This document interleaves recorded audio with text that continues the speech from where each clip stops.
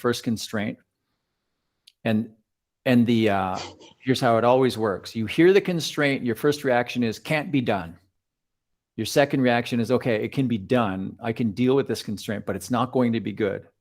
And then after not very much time thinking about it, you start to see that this constraint can actually be the source of the creative idea that gets you to think differently about your business, and it can actually be good for you. And just to be a little bit provocative, the first constraint that I share is you can never sell your business and you can never retire. And I've written about this called the final no exit, where I've made a public declaration, I'll never sell and never retire. But the point is, time constraints, creative people are driven by time constraints. Deadlines are powerful tools of constraint to force creativity. Budget constraints and other constraints can be. Now, the key is when they're used occasionally. In a culture of pervasive constraints, you'll see that the ability of those constraints to produce innovation diminishes like quickly and profoundly. So I'll stop there, hand it back over to Mark. There's lots that you could push back on and forward the conversation. Blair, thank you so much. That was great. As somebody who grew up in Detroit, I was automatically thinking about, Tesla versus General Motors and where you are, and great example. So I don't want to hog up the situation, but does anybody have a question? Just raise your hand or throw it out. Doesn't matter. There has to be some good questions. Did you really start recording that when it was almost over? Yeah. Because that's a problem. That was brilliant. And we don't have a record of it because I had already started the email to forward this to 15 people. So I agree. So Blair, I made a note to myself to create a checklist because my efficiency is super poor. I'm over-indexing on innovation.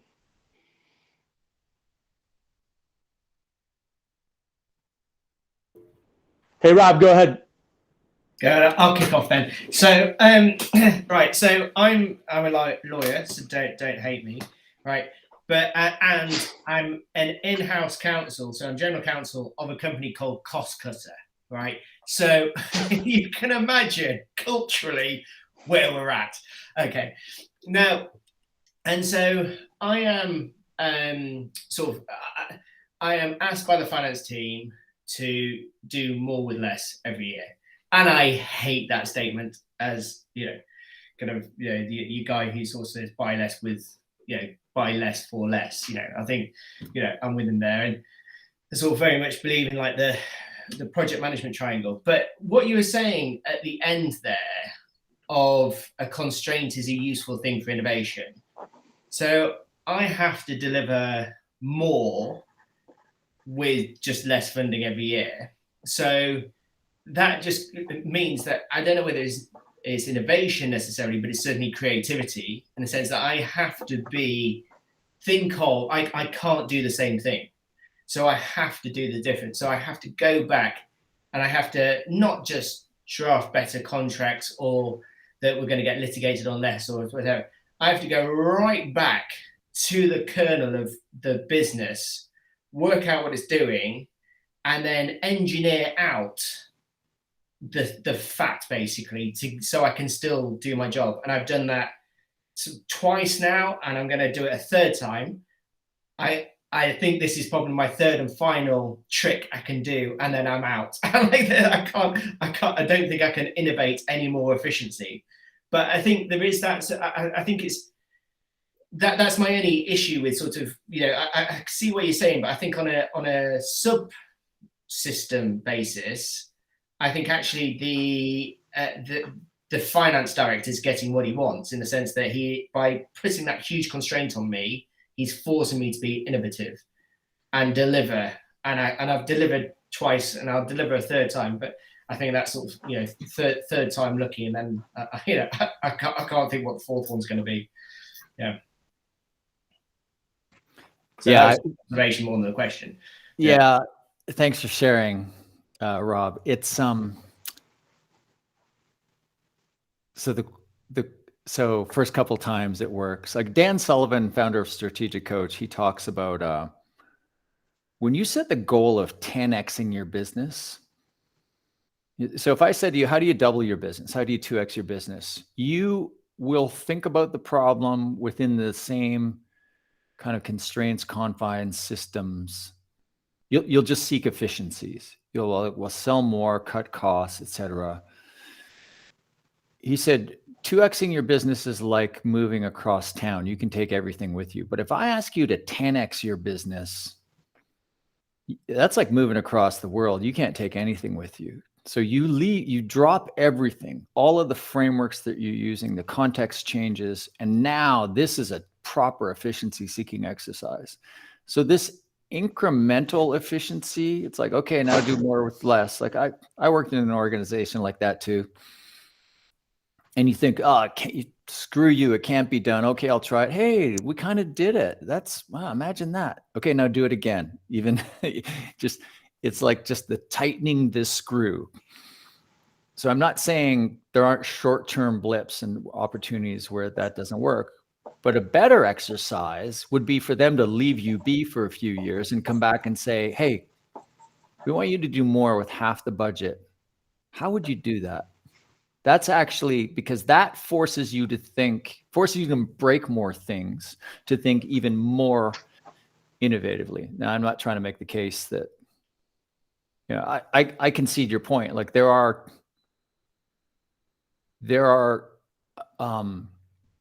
efficiencies to be gained. Well,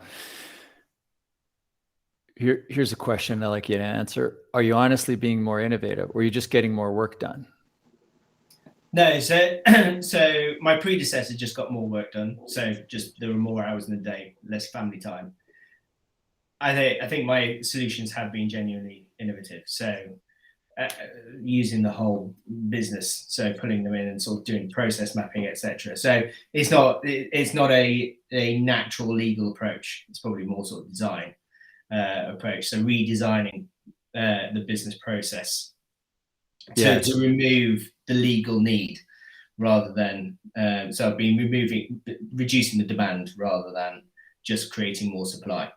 Gotcha. So we think of our definition of innovation, which is something that's new, an idea and an execution that solves a problem, creates value that accrues to the customer and the organization.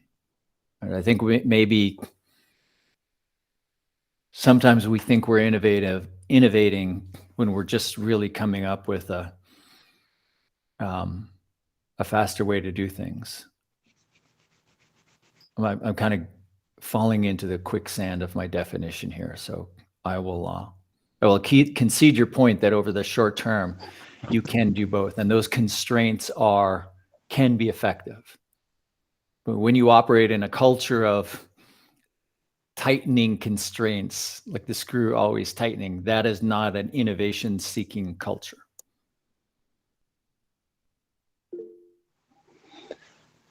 Dr. Leah George. Hey. Go ahead.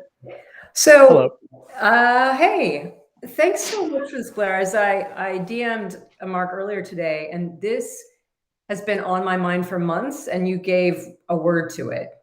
And I would go so far as to say, beyond the culture of companies, I think in general, there's just a lot of discourse around these issues, and that people say they want innovation, but what they're really talking about is efficiency.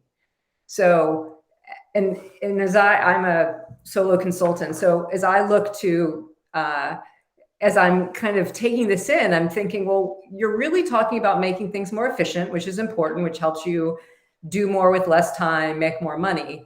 But ultimately, if you are doing that, then that's what I kept coming up against is you're not innovating because you're establishing standards or you're automating something. You're basically kind of creating this huge kind of Rompopeel, set it and forget it model to try to generate more money, but you're not actually innovating at all.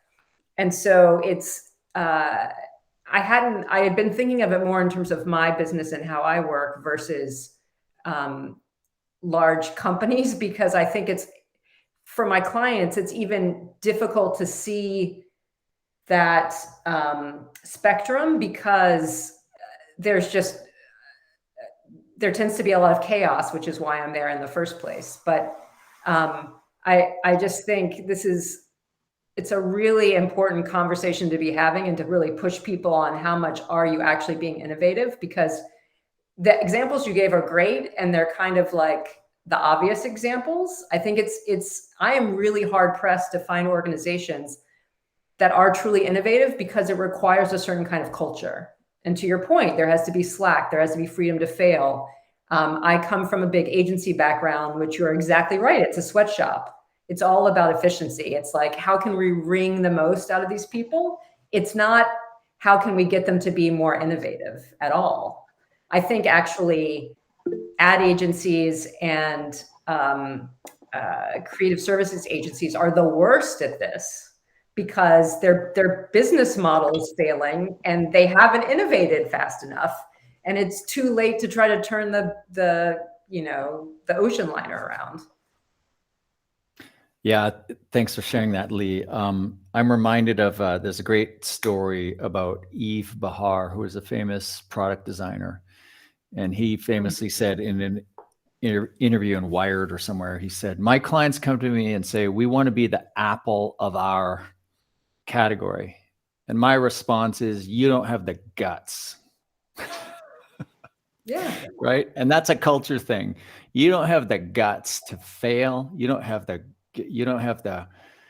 stomach to spend the money on innovation, on product development. It's just not in you. And as you're talking about your own business, Lee, I just make the point that my most recent book, which is on pricing, it's called Pricing Creativity, A Guide to Profit Beyond the Billable Hour.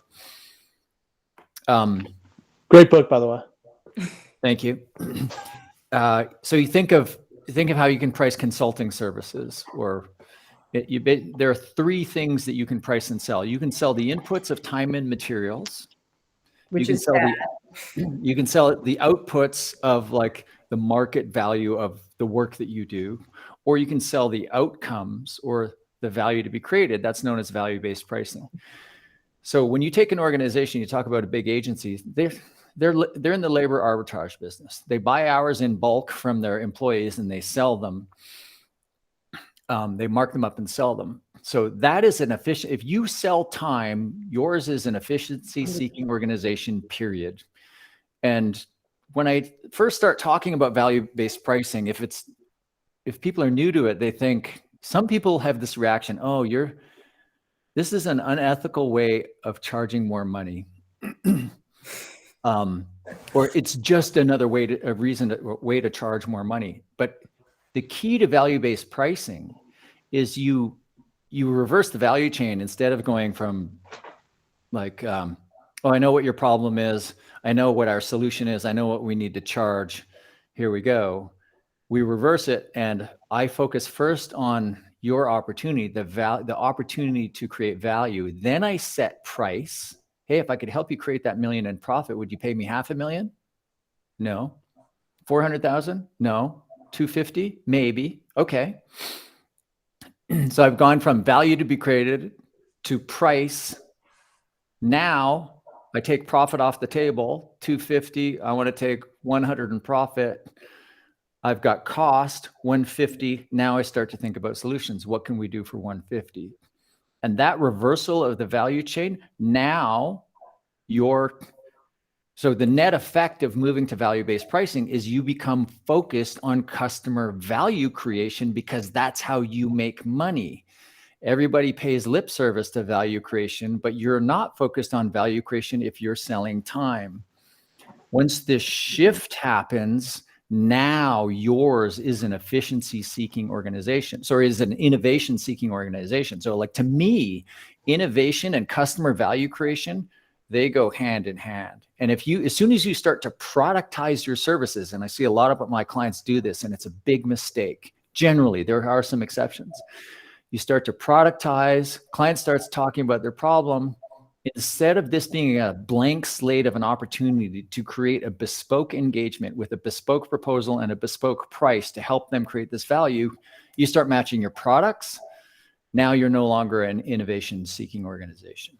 I agree 100%. And everything you said is resonating because, as I said, that's why I think people are using efficiency as a way to masquerade as innovation. Let me talk to you about this whole new way to sell your services. It's called productized marketing, blah, blah, blah, blah, blah. And I always thought that seems ridiculous because the cost is lower. You have to sell more of it, which means more work for you. How are you going to build that audience and sustain it? There are people that don't have very difficult problems to solve if you're able to productize a solution for them. But I think that connection between pricing model and inefficiency and innovation is a key part of that story, definitely. Yeah, and we could talk all day about productization. So productization makes sense when you have scale. And you get these marketing agencies, they should be customized services business with about 12 clients. And most of them have about 30 clients. And they're kind of caught between because they're quasi-productized, but they don't have the scale. The reason you need scale when you productize is instead of everything being bespoke, you're working to averages. You're doing these segmentation analysis, either like rudimentary ones or highly sophisticated ones. And you're targeting your services to the average of the segment. And there's a great book called The End of Average that says it really doesn't matter how big the sample size is, the cohort is. When you look at the average of something and then you look at how many in that cohort meet actually exactly the average, the answer is almost always 0. Therefore, when you're productizing to a segment, one of the things that the audience, the customer gives up is a perfect fit. And they're willing to give up a perfect fit because they're paying less for it, right? So productization requires amount of scale, and there's this implied trade-off that, okay, it's a productized service, I pay less for it. It's not perfect, but it's good enough. Right. Hey, Blair, I just want to check on the time. We're like 45 after. Can you go for a few more minutes or? Yeah, kickoff's not till 17 minutes. All right, perfect. Hey, Joe, you have a question? Yeah, I do. I think Perfect. your initial statement is probably right, like innovation and efficiency are mutually opposable. I think my query is about whether or not innovation is the right thing to be seeking.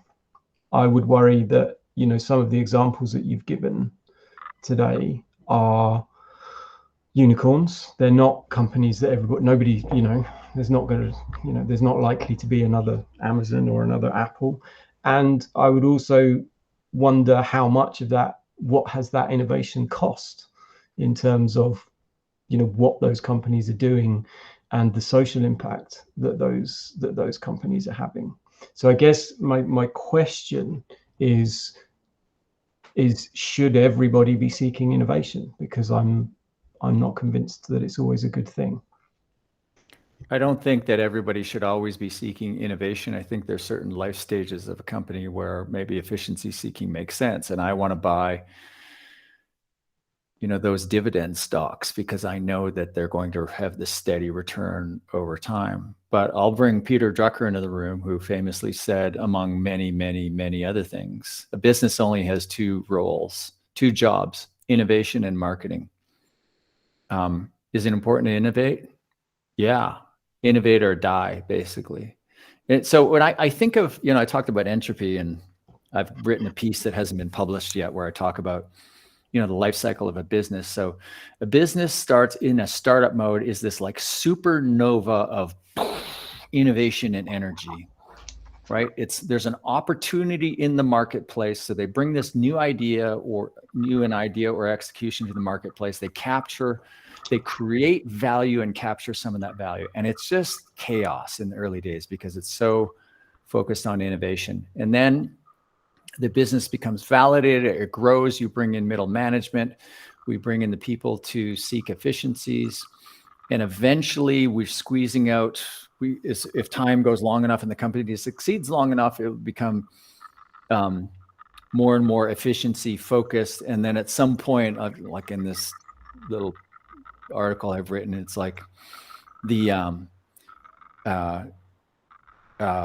the the company like dies this death of entropy in this like heat death of like the heat death of the universe. But what happens in the company is, because it's so focused on innovation, that if you read Clay Christensen's work on creative disruption, what happens is another innovator comes along, sees something in the marketplace, usually from the bottom up. Nobody sees it coming. And they become the innovative startup that displaces the incumbent. I think to a certain extent that is almost always inevitable. And having said that, I would say Microsoft seemed to be headed in that direction. And then under is it Satya Nadella or Satya Nadella just seems to have brought a spirit of innovation back to that company. So it is possible, but like the idea of questioning whether or not innovation is mandatory. Well, like, why else are we here? And then maybe this is a highly personal answer and it's not right, but like deep in my soul, I'm like, if I can't innovate, I'm not going to stay in whatever space I'm in. I think there's something about the human nature, the drive to create and innovate that's like fundamentally baked into individuals and organizations. And I think once that's gone, it's inevitable that business will be disrupted. But I feel free to, I'd like to hear other people's point on that. Feel free to push back on that. If I can just, I mean, I agree with you at the end there, that for me, that's also the same thing. Like for me to kind of stop innovating, that feels like, well, no, that's not something I would want to do. But I think for me, the question is about why are you doing that? Like, I think in the same way as, I personally would push back on Milton Friedman, like the purpose of a business is, to increase value for shareholders. I would disagree with that. Is that Friedman or Drucker? That was Friedman. But I would disagree with Drucker, which, crikey, I can't quite believe I'm saying that. But I realize that he's putting out a kind of, a pithy quote to make a point when he's saying the purpose of a business is to innovate and market.